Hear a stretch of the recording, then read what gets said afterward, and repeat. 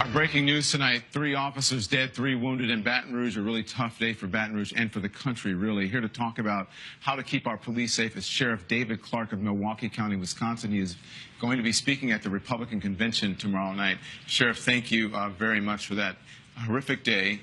I spoke to the heads of the Sheriff Department, the Police Department, and the state police down there, and they told us how their hearts were reeling. Their message is peace and coming together in the country. What's your message? You don't believe that for 1 minute, do you? That their message is? Yeah. That's what they said to me. Okay. Yeah, I believe them. Any protests over the deaths of these cops today in Baton Rouge? I don't know that. I don't know that. Any riots or protests over the police officers in Dallas, Texas? What are you asking? It's a pretty simple question. I asked you what's your message to the people. Their message is one of peace. What is your message? My message has been clear from day one 2 years ago. This anti-cop sentiment from this hateful ideology called Black Lives Matter has fueled this rage against the American police officer. I predicted this 2 years ago. So what I want to know, okay, Sheriff. do I want to know? With all due respect, do you know that this was because of that? Yes, I do. As a law enforcement officer? I've been watching this for 2 years. I predicted this. This anti-police rhetoric sweeping the country has turned out some hateful things inside of people that are now playing themselves out on the American police officer.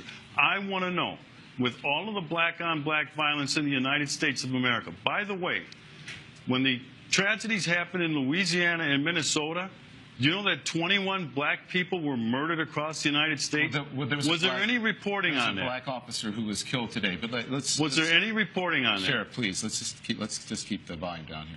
So I understand, and listen. I'm looking at 3 dead cops this week, Sheriff, and I'm looking at 5 last year. You trying to tell me to keep it down? Just please, if you'll just please, we can keep it civil.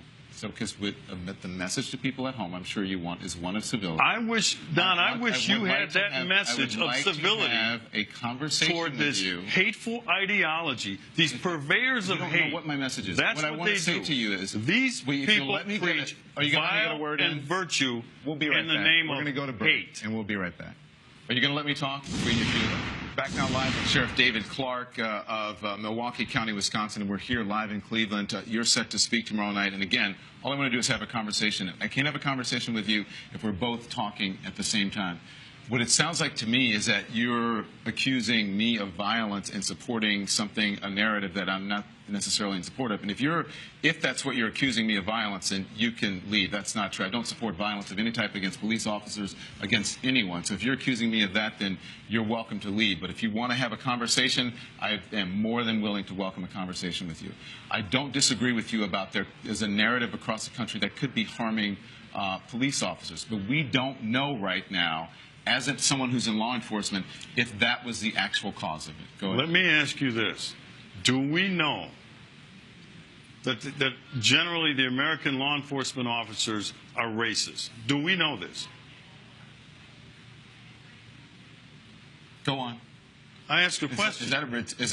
Do I know American general law enforcement are racist? I don't think anyone is accusing. If you're insinuating that people are accusing or saying that law enforcement across this country as a whole are racist, then your assumption is wrong. First of all, this whole anti-police rhetoric is based on a lie. There is no data, and you know this. There is no data, there is no research that proves any of that nonsense. None. You'd have to be more specific about what data and what nonsense you're talking about. That law enforcement officers treat black males different than white males in policing in these urban centers. There is data that's supported. There is not data. No. The president spoke about it. Cedric Alexander, who is a law enforcement officer. The president has been lying about it. He said it again the other day when he said black males are 2 times more likely to be shot by a law enforcement officer than white males. Don, that is a lie. That is not a lie. It is a lie. Yes. Show me. Show me. The research Show it to me that we have from the Washington Post, that The Washington associative Post study. debunked There's that also nonsense. There's also research. He also said Sheriff, this time. There's also research. He from continues. A Harvard professor that also showed that black people are treated more aggressively by police officers. No, you are than other wrong in your interpretation of that Harvard study, because I read the study. That's not what he said. He said he was surprised to find that in shootings of the most severe in shootings, that he found no evidence that there was a difference.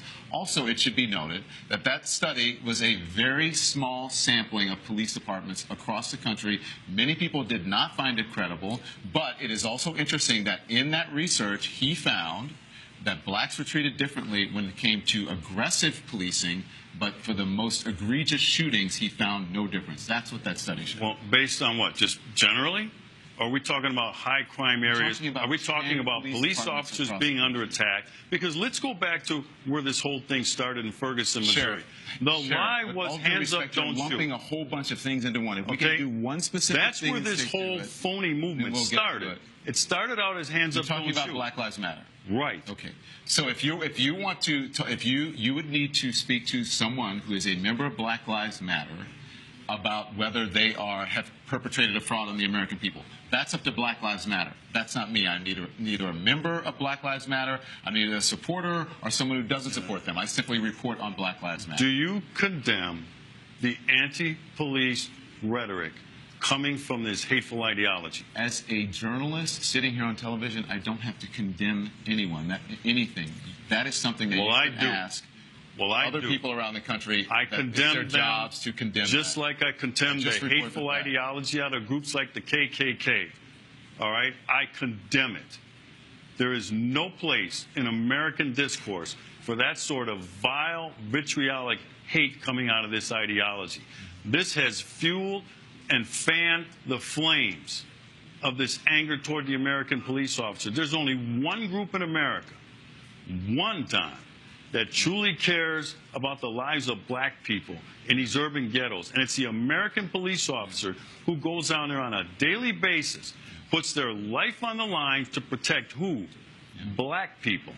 So when you say we just want to have a conversation, let's have a conversation about the black-on-black crime, which kills more black males, which is more of a threat to any black male in the United States than a law enforcement officer. Sheriff, yes, that's a different conversation.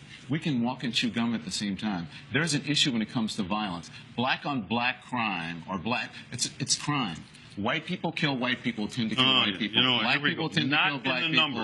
Not in the numbers. That's fine, but that's a different conversation. I don't care who white people are killing. That is a different conversation than police brutality, and we're not having that conversation right now.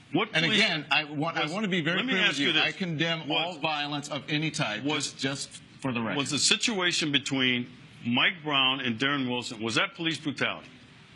But we're not talking about Mike Brown and Darren Wilson. I am. No, if you're asking me what the Justice Department showed, the Justice Department showed that it exonerated Officer Darren Wilson, and that the hands up, don't shoot narrative was a false narrative. That has been reported by CNN and by others. And that was another phony report. What does that have to do with Baton Rouge, Louisiana? All right, because when you take in rates of involvement in violent crime, and crime in general, but violent crime, you're going to see that black males are overrepresented. Overrepresented in terms of being involved in violent crime. That's going to mean more arrests. That's going to mean more people going to prison.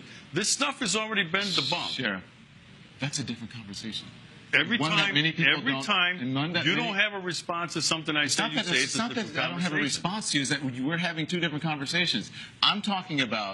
I'm asking the questions here. You're answering the questions by asking questions about some other subject that we're not discussing. We're talking about this hateful ideology called Black Lives Matter. You said you're not a member. You can't be a member. It's not an organization. There's no structure. That's what you're talking about. It is an ideology, and it is a hateful ideology. I understand it's a very stressful time for you. These individuals. And Sheriff, we appreciate you coming on. They preach vile and vitriol in the name of virtue. Thank you, Sheriff. We appreciate it. We understand it's a very tough time for you. We'll be right back.